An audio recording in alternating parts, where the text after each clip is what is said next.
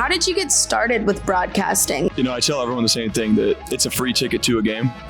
And all I ever wanted when I was little was to go to games. And thankfully, my dad was very genuine about always making sure that we got to a game once every couple of weeks, especially the Tigers. We'd go to a bunch of Michigan games.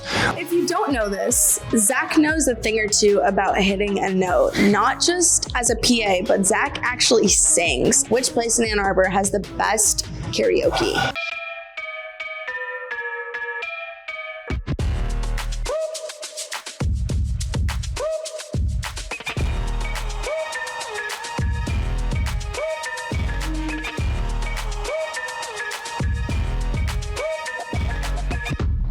What's up, guys? Angel here. Welcome back to A2 with Angel, brought to you by Champ Media. Now, today we have a very fun guest, alumni, Tigers broadcast host, in-game Michigan host for football and basketball, and Michigan alum, Zach Linfield. What's going on? Happy to be here. I'm so excited for you to be here. Now, we're going to get into so many things, but first, I want to start and talk about your broadcasting for the Tigers. How did that come about? It started here at U of M while I was a student, and I got connected over there just through different connections here in the athletic office at the University of Michigan. And they said they needed someone to do a high school game and then a fantasy dream showcase where people could essentially pay a couple $1,000s and wear the Tiger uniform, and they go out there and play a slow pitch softball game. And that was the first event that I got to do there. And then 2024, I got my first Tiger game because the public address announcer got sick. And then last year, the second half playoffs rolled around. They were like, hey, can you make the game? Wow. I was in North Carolina, drove up that night, did the game the next day, and got the job for 2025. Well, congratulations. That's so awesome. So let's go back a little bit. You're actually from Michigan, and then you went to the University of Michigan, and now you're here broadcasting in Michigan. You're truly a Michigan man. What keeps you coming back? What do you love so much about Michigan? I mean, family, obviously. I left the state and moved to Carolina, and I got homesick really quick. And when Michigan offered me the job to come back here and do some stuff for both basketball programs, it was an immediate yes. And the Tigers then added on to it. I knew there was a possibility, so I figured if I parlayed a couple of things that I would. But you go home and you see the cider mill, you come back to Ann Arbor, you see the big house, it's home. I mean, everything about Michigan is home, so that's why I'll always keep coming back. Absolutely. I love that. And let's go even further back. How did you get started with broadcasting? What sparked that love? Or even with sports as well? You know, I tell everyone the same thing, that it's a free ticket to a game. And all I ever wanted when I was little was to go to games. And thankfully, my dad was very genuine about always making sure that we got to a game once every couple of weeks, especially the Tigers. We'd go to a bunch of Michigan games, Lions games here and there, but they were awful at the time. So we'd go. 2016 Lions could be studied. Yeah, they could, along with a lot of other teams. But then I got to high school, and I was a decent athlete and had the opportunity to play football in college.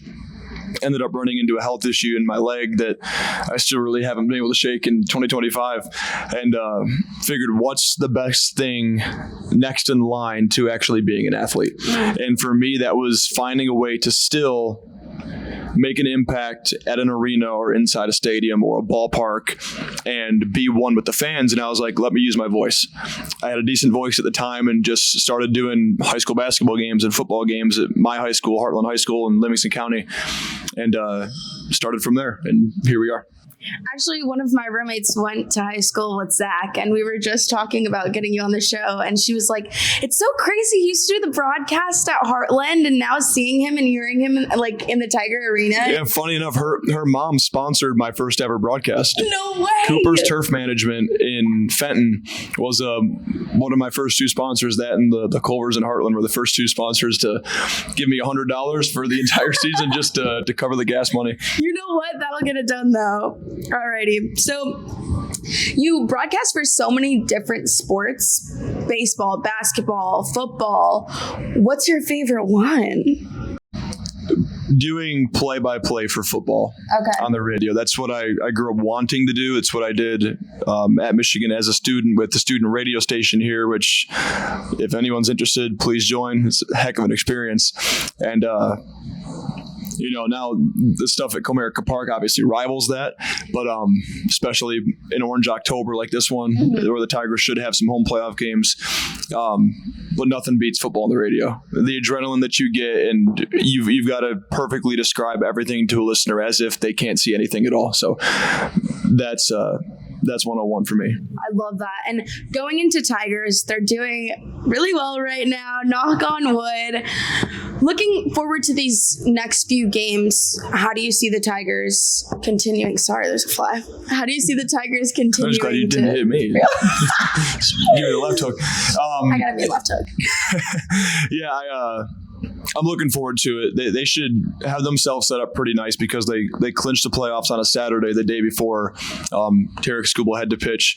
So that puts them in a position to have their ace go in the first game of the wild card.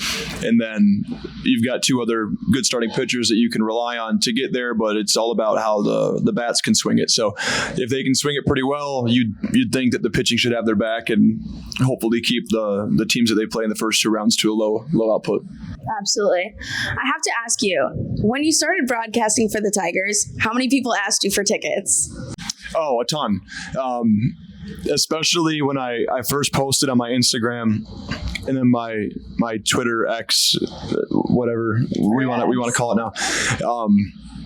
That was probably the first thing outside of congratulations. It would say, congratulations, enter, where are my tickets? I'm like, I don't even get any yet. I'm still just the rook.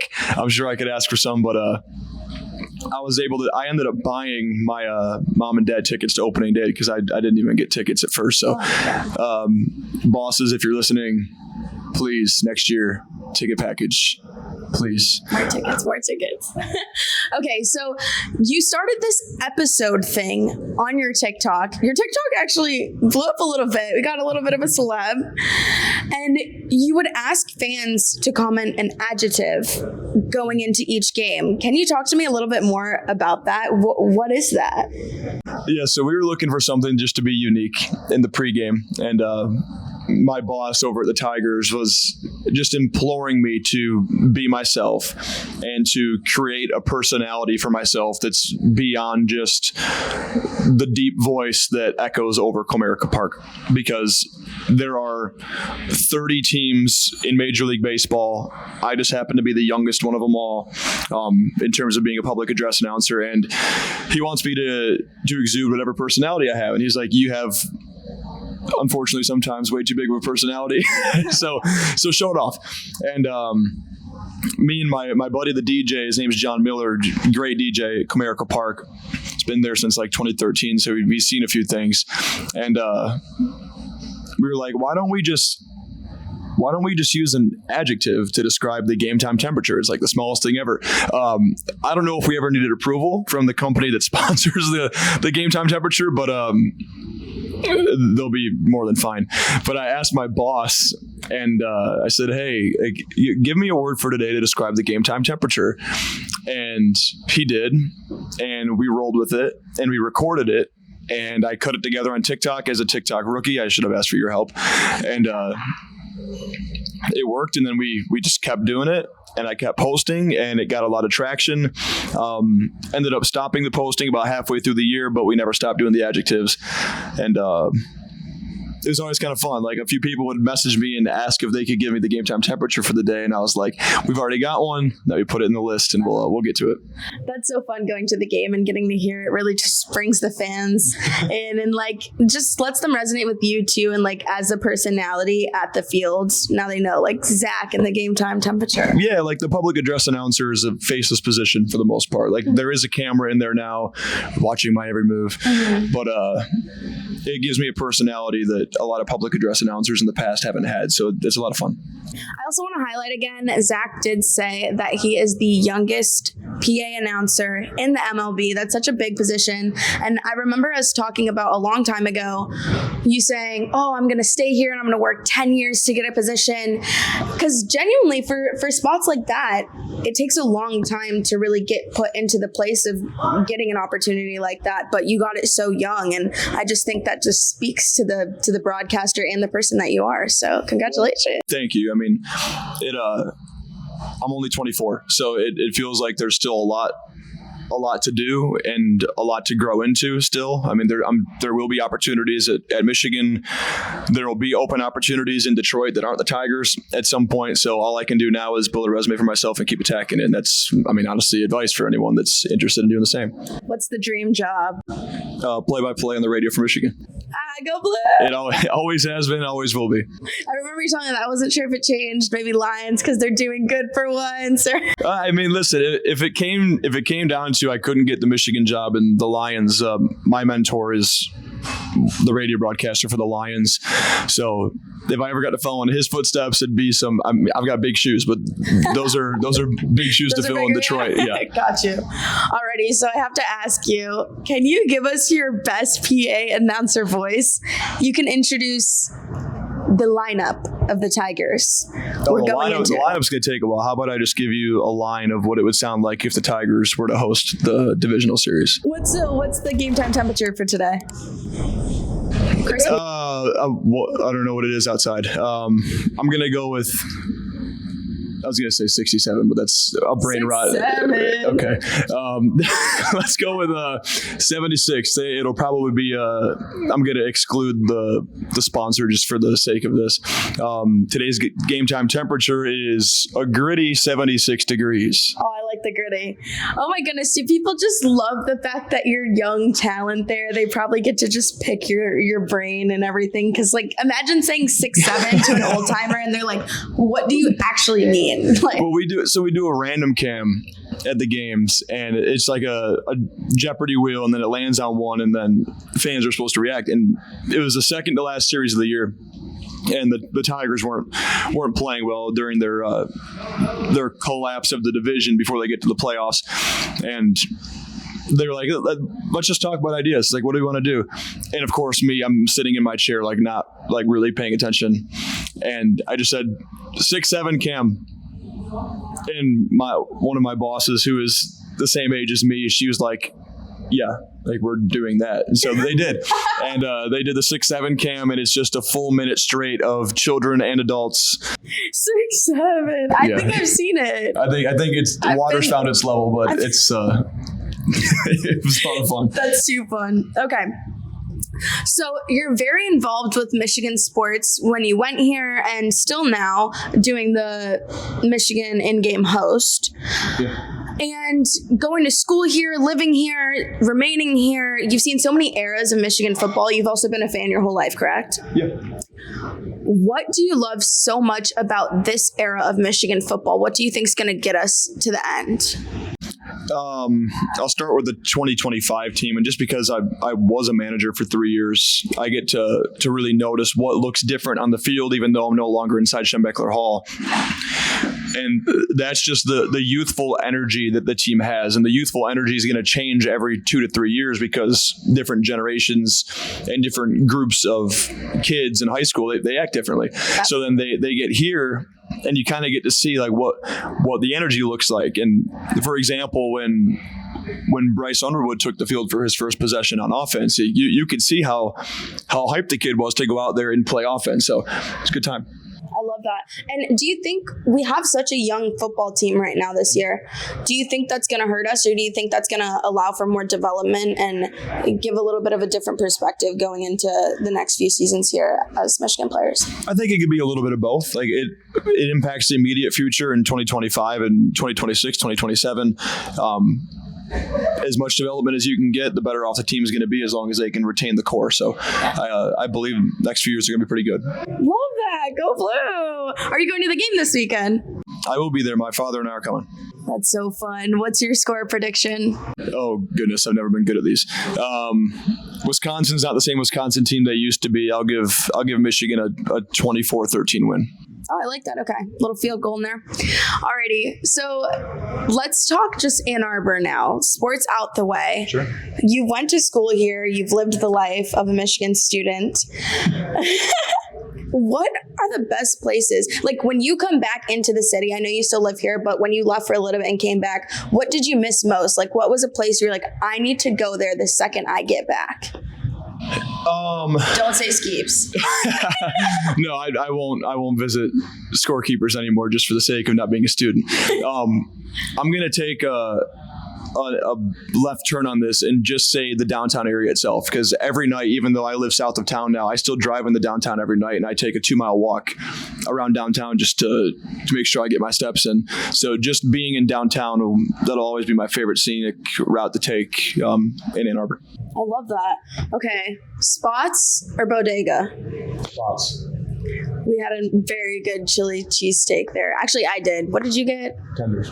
Chicken tenders. That's a Michigan man. No. Okay. So if you don't know this, Zach knows a thing or two about hitting a note, not just as a PA, but Zach actually sings, and it's very good. Like, I'm not saying like Zach sings and it's like not. Zach can actually sing very well. I've gotten the honor to be blessed on a Jug Sunday night karaoke. And yeah, he's very, very talented. So I have to ask you, because you probably know best, which place in Ann Arbor has the best karaoke? No hate to any other places, because I've always had a good time with the other ones, but I love the Cirque Bar. Really? The Cirque Bar is great. The people over there treat you really well. The lines can get very long, but if you're a decent singer and you have really good energy, they love to have you out. That's a left turn of an answer I thought you were going to pick. I like that. I've never been to Cirque for karaoke, so I'll have to head out. Also, fun fact, if you guys want to hear Zach sing live and in person, October 14th, Zach is going to be shutting down Necto, so make sure you're there. I'm very excited for that. What are you going to be singing? Can we get a little sneak peek? It's a Morgan Wallen karaoke cover show. The venue is very, very nice. It's an entire concert that'll last about hour 45. It'll have your classics on there. You-proof whiskey glasses, of course, the sad stuff, Cover Me Up. The only one I know. There you go. You've got time to learn. There we go. I'm so excited. Well, Zach, thank you so much. Oh, actually, can you do the lineup? Let me stop myself. Can you do the lineup for the Tigers? Can you introduce everybody on there for us? In my announcer voice? In your announcer voice. I'll give you one. Give us 3. 3? Yay! All right, this is kind of... Are they facing a righty or a lefty? This is super important. Both right. All righty. All righty. The pitcher is a righty. Okay. So that would be... Escobar? He's a pitcher. No, I know. Is he a righty? He's a lefty. Never mind. Lefty. Okay, so we've got a right-handed lineup in there, so that changes things quite a bit.